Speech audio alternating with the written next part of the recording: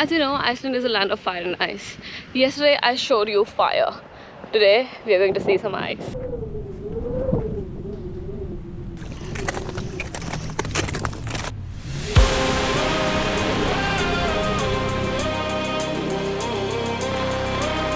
That's the team. Hello. Hello, YouTube. Today I'm getting picked up from bus stop number 8 near the church on the way to our first stop, and it looks like we're gonna have a lot of fun because it's a fun tour group. I booked with Glaciers and Waterfalls. Hello. How are you? Good, how are you? Hi, Hi. I'm Melanie. I'm Akanksha. Jason? Akanksha? Yes, Jason, Akanksha. nice to meet you. Nice to meet you too. And you're from Toronto? Yes. Nice. You're from Chicago. Chicago. So we have stopped at our first stop, which is a gas station. I'm definitely getting some gas station food because this is cheapest and it is pretty good. By the way, I just want to show you that water in Iceland is this expensive. $3 for a bottle of water. So definitely get your own. This looks something that's like specifically Icelandic, so I'm getting this. Oh, there's so much to eat here. I'm getting all of these. This all was $14.49. That's not bad. And guess what happened? I forgot to switch on my mic again, so please bear with my voiceover now. After the gas station, we stopped at Skogaforce, which is the most iconic waterfall in Iceland. I mean, whenever you search for Iceland, this place comes up, right? And you can see this waterfall from the road as well. It's impressive, but it looks pretty small from the road. But when you get closer, at least from the parking lot, you can tell how big it is. I mean, it's like a curtain falling from that mountain. And as soon as you go closer to it, you can feel how the water gets sprayed on your face. And if you're not wearing a rain jacket and rain pants, you're definitely going to get drenched from head to toe. Just like I did. And yeah, I was wearing a rain jacket. But oh my god, this waterfall deserves all the hype, all the credit, all the spots on Instagram. This deserves it. And oh yeah, do you know Game of Thrones was also shot here? If you're a big Game of Thrones fan, then you would know that this is where Jon Snow and Daenerys Targaryen meet and kiss. The dragon also lands here. Like in the show, it's a little more CGI, so you'll see like a 2-step waterfall all covered in snow. But yeah, this is the shot. Skogaforce is an easy stop on the Ring Road road trip if you are going on that one because it falls on that route. You can also camp here. There's a really nice camping ground, and waking up to this view is amazing. This was my first stop on the South Coast tour, and I was so impressed by how beautiful this landscape is, and the waterfalls of South Coast live up to their name. And you can actually go up there to like hike up. Do you see those people? You can take a view of from the top or go close to the waterfall. The closer you go, the wetter you get, so make sure you have like something to protect yourself, like a rain jacket or something, like me. But this was spectacular. And our third stop of the day is, can you guess? We're going on a glacier hike. And as someone who travels frequently and always gets into some kind of adventurous activity or the other, it is very important for me to have a travel insurance, and I always go for Safety Wing. That's my go-to travel insurance at the moment. And that is because it is very, very affordable and available at every single country you want to travel to. And there's no minimum or maximum number of days you can have the insurance for, so I always try and have that on me when I'm traveling. Even on my next trip that's coming up in the next week, which is in Mexico, I'm going to have this insurance on me because it's better to have the peace of mind that you have some coverage over you in case of a mishap that happens rather than regretting that you didn't have it. So if you're going to Iceland or any other country, I definitely recommend getting one, and the link to Safety Wings travel insurance is in my description, so do check it out. And if you plan to get it, use my referral link. I do get a little bit of commission out of it, and you get your travel insurance. This is not just something I'm promoting out of a brand deal, it's because I personally use it as well, and I have been using it from the last few years, and I am really happy with this product. So this is a personal recommendation, and you can definitely rely on it. We are going to get geared up and then head over. We're going to be on the glacier for an hour. So we just got fitted for crampons and got an ice pick. And that's the team. Hello. Hello, YouTube. This is pretty heavy.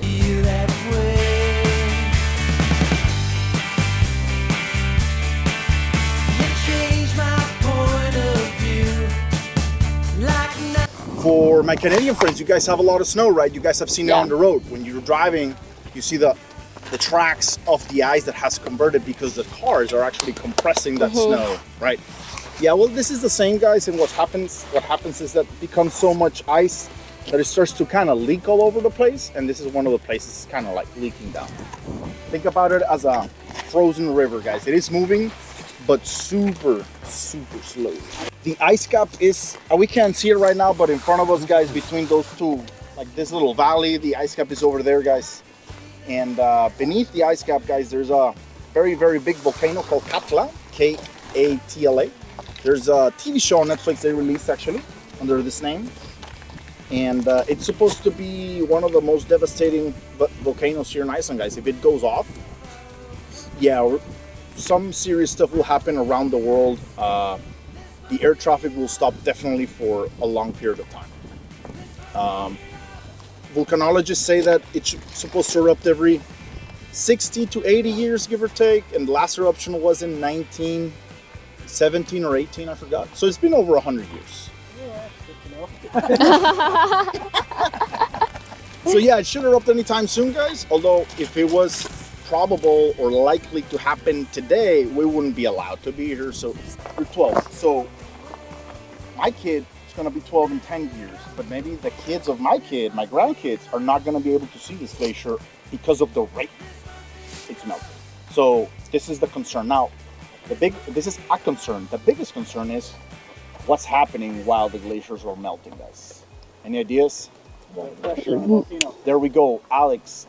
Winner, chicken dinner. The water level rises, and that is the concerning part, guys. That is the concerning part, because we have a lot of cities that are almost at sea level. Take, for instance, It's just so sad to know that the glacier keeps receding every year, and at the rate with which it is receding, not many people will be able to see it, and it's concerning. So the reason why I always promote sustainability, sustainable tourism, and being environmentally conscious is because of this. Our little actions impact the environment, and it's important that we make a difference, make a change.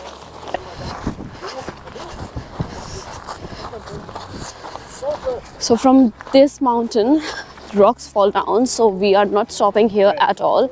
We're going to walk straight in a line and all the way to the end.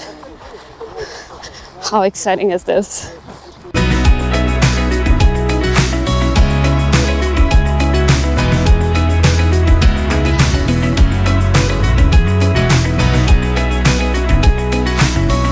fall down, you can damage yourself very easily. Do not walk like this, guys. The person behind you will crevice, like something like that. Jumping over crevices? No, we're not gonna jump on any crevices. No jumping, all right, man? I know you already, and it's been like 6 hours. And we are ready. Right, so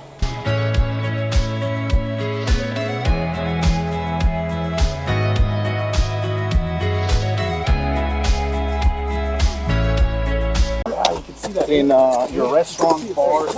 Oh, it's like crystal. There's like a cave right there. And oh my god, look at that! Yeah, you can hear the Whoa!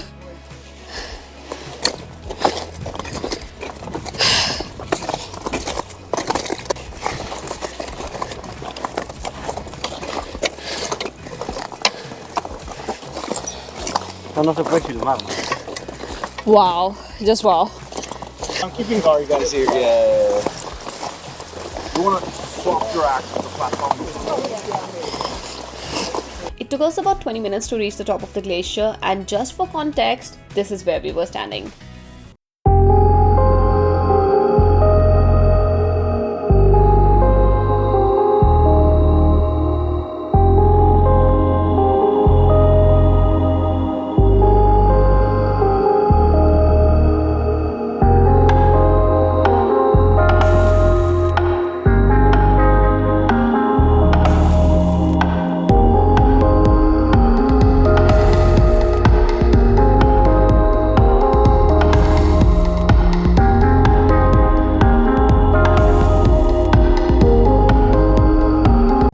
After taking those sick drone shots, we headed back down, and that landscape was so stunning. This is something you can only see in Iceland because everywhere else the glaciers are white and blue.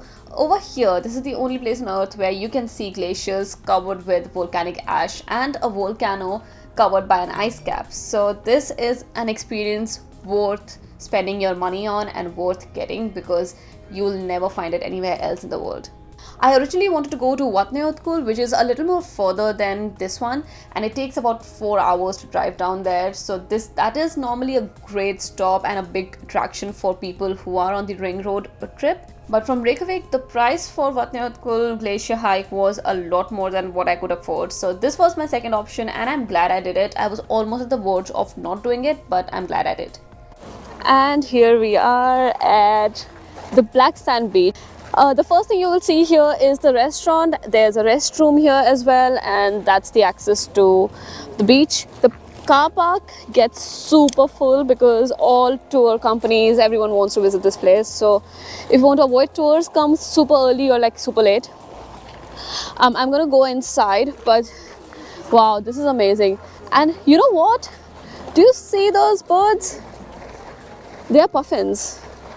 And I thought I will never see a puffin in this trip. And if you get your car here, you can like pay using this QR code. And it's really great to know that you don't need cash in Iceland. Everywhere, even like in bathrooms and toilets, you can use a credit card, which is super cool because I forgot to carry cash and I am using my credit card with no foreign transaction fee. So that's what you can use as well. So there are some sneaker waves over here which are super dangerous. So they come in and they can like take humans away. So you have to be super careful.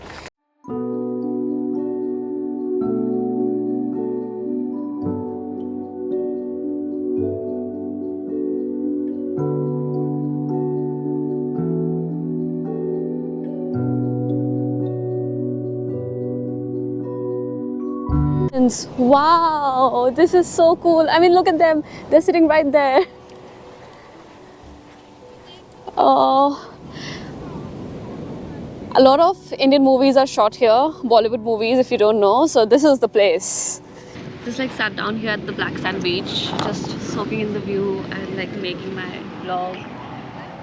And I used to see these places in movies, and now today I am actually here. So I don't know, it feels different, weird. I mean, from TV screens to seeing these things in real, I never thought I could do that.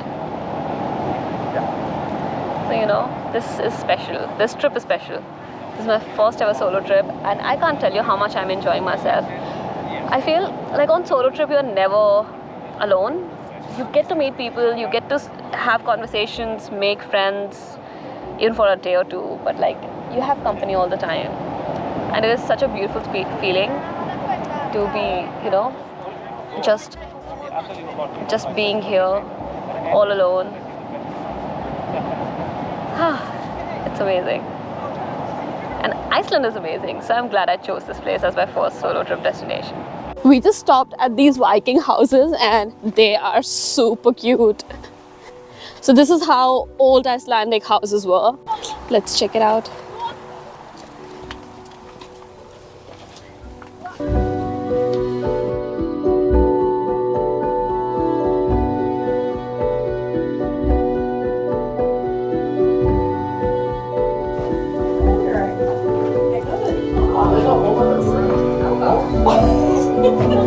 Oh. It's a splitter. We just found like another level in this house. I mean, look at that. This is crazy. So you actually run it like you're supposed to. That's amazing. And that's so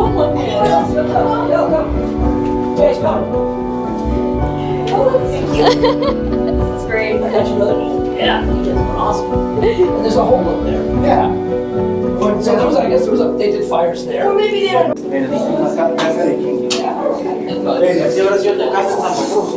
Oh, wait. Is there? Oh, is that what it leads to? Yes, that's what it leads to. Wow.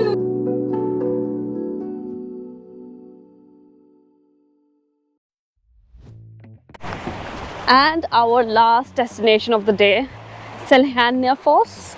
I don't think I pronounced it correctly, but this is the waterfall you can walk behind, and I am all in my waterproof gear because you get wet around here, so that is why.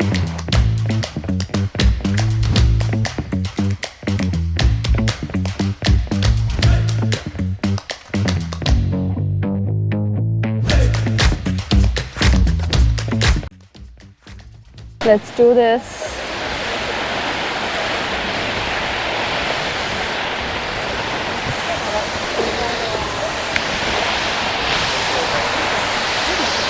We're going behind the waterfall.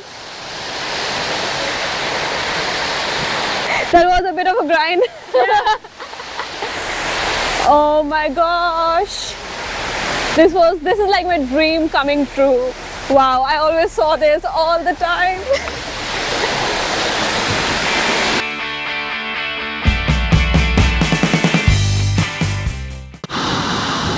How amazing is that? Like literally walking behind a waterfall. Wow.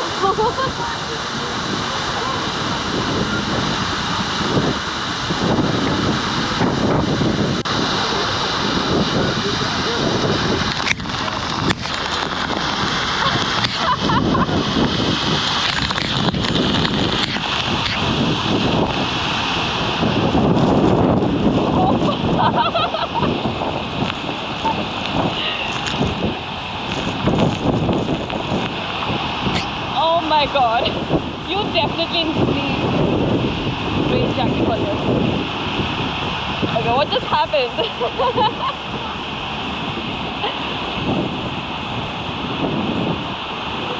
So many waterfalls here.